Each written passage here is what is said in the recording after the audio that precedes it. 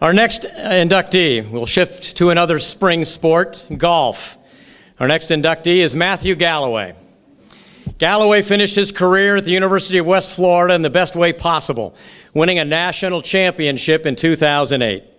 The Tampa native was a three-time All-America selection and a two-time Gulf South Conference Player of the Year. In a common theme tonight, he also excelled in the classroom at UWF and was a GSC Top 10 award winner.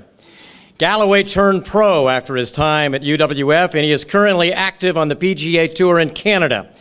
He also caddied for U.S. Open champion Lee Janzen, and during the winter months, he works at Streamsong Resort in Bowling Green, Florida. He also qualified to compete on the Big Break on the Golf Channel, where he finished second. To introduce Matthew Galloway, we first bring up his coach, Steve Fell. Steve?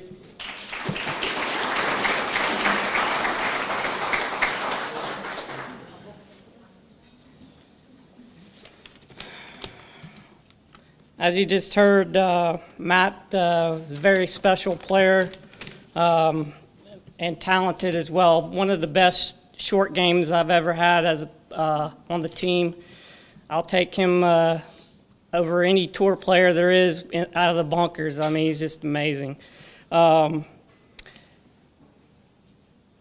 He was played a very key role in us winning the national championship. I think he finished third individually. So without Matt, we would have never been up there winning the national championship. We had a couple of hiccups his freshman year, but we got through that, and the transformation from his freshman year till he graduated was pretty fun to watch. I was trying to think of something kind of funny to talk about Matt, but the only thing I could think about was he was very superstitious. And so, you know, if he played well in a tournament and he walked around this podium, well, he was going to do that every time. He was going to in fact, we ended up being roommates because he played well in a tournament, and we roomed together, and so for 4 years I was his roommate.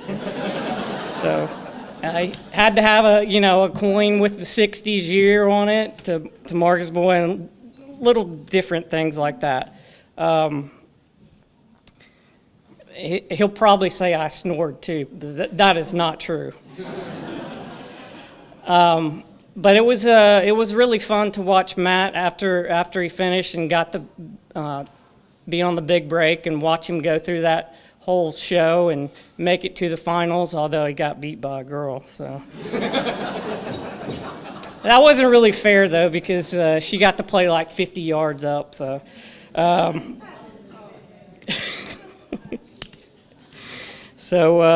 But yeah, I think I watched Matt go through about 5 phases during his college career. You know, the phases you might see a teenager go through. Well, Matt kind of went through them through college. You know, there was all kinds of different things he went through. And, you know, after college, now he's moved on to this thing. Well, if you watch the Big Break, you know what I'm talking about.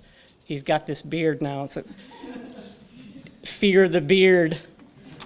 So, but Matt is one of the best players I've ever had. His name is littered all over our record book, mostly at the top. I think he's got the lowest scoring average of any player I've had that actually graduated here, 72.78, I think.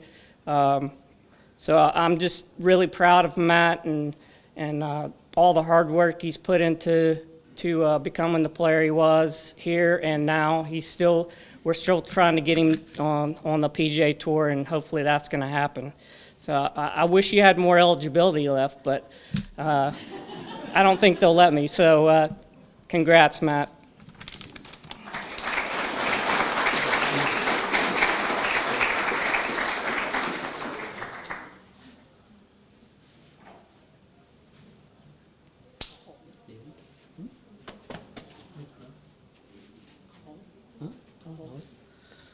Well, it's funny when they told me I got to give a speech. I was thinking the last time I actually stood in front of a crowd and spoke, it was probably one of my senior level marketing classes here at West Florida.